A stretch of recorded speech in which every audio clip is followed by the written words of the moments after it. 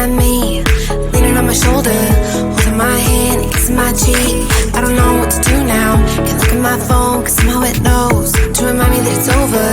Oh, I finally blocked your Instagram stories, took down all your pics from the walls.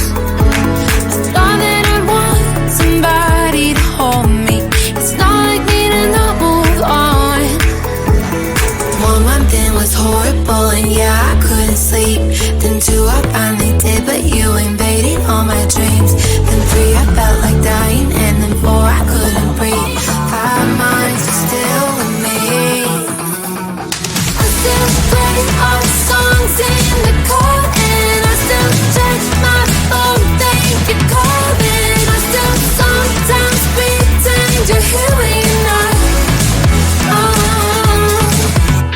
And I still wear your t-shirt to bed, and I still read the text you would send, and I still wish that you were here but you're not. I wish you're gone. Thought it'd be a little clearer after some time, and I would see